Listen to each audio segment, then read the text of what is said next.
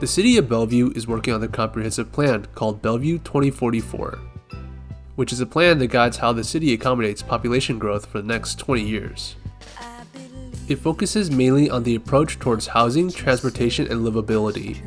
The plan will determine how the city is going to change as it grows, with policy changes in areas like zoning, transportation, and public land use. Bellevue is widely known as a boom burb in the Seattle area. A boom burb is a suburb that grew and developed enough to resemble more of a core city. But most of this growth is currently concentrated in downtown and near commercial areas.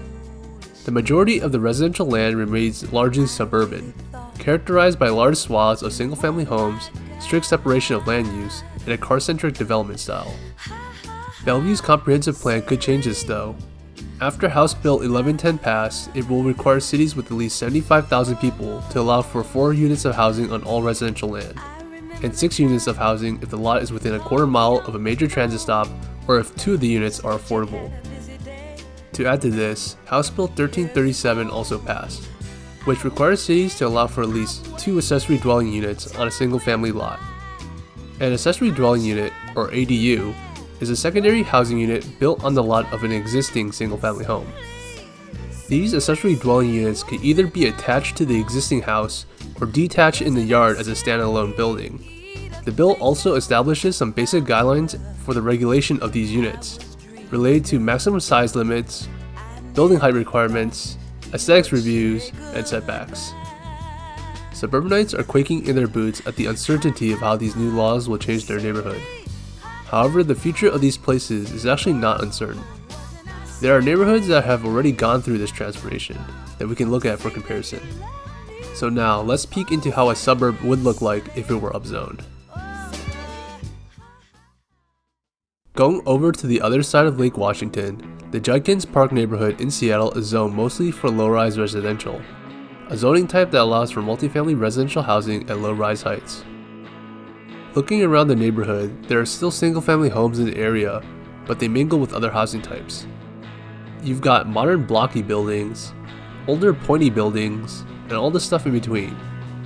The zoning allows for variety of the kinds of housing in the neighborhood. This variety lets people live in the type of housing they need. If you have a large family, then maybe a single-family house is for you. Looking for a house for just you and your partner? Perhaps a duplex could work. Single and alone? Apartment. Upzoning doesn't transform a neighborhood instantly. Looking around, there are housing units of different varieties of all ages, like older multifamily housing and even some newer single-family housing. But what it does allow is incremental change that reflects the housing needs of the residents throughout the neighborhood's history.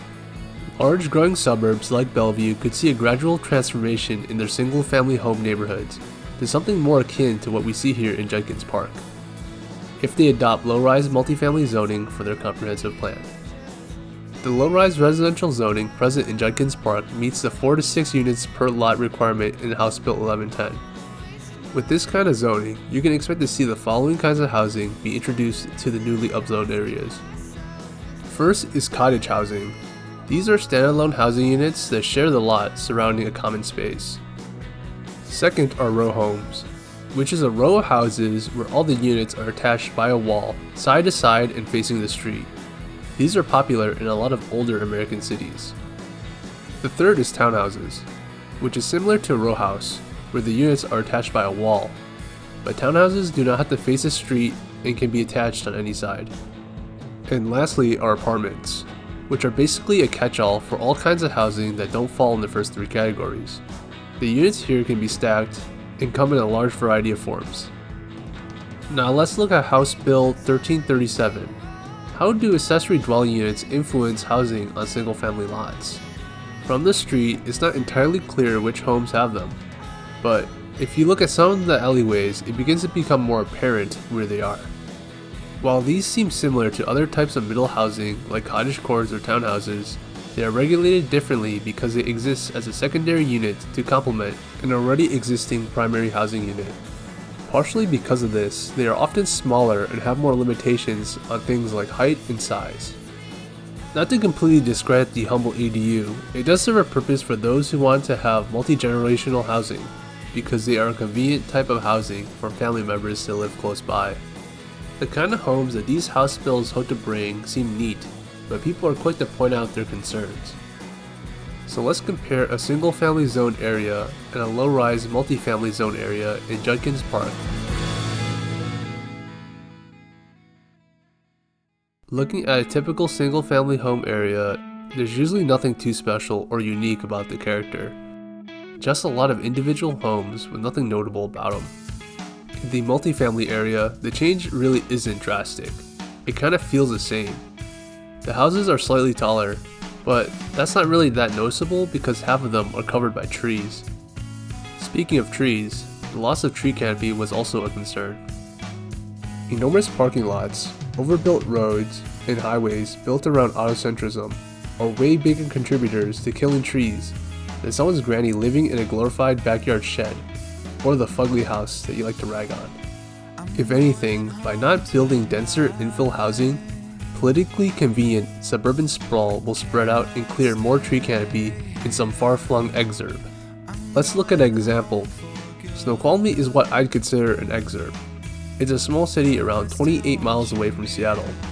The city had a drastic population increase of over 10,000 people from their historically small population of around 1,600 people.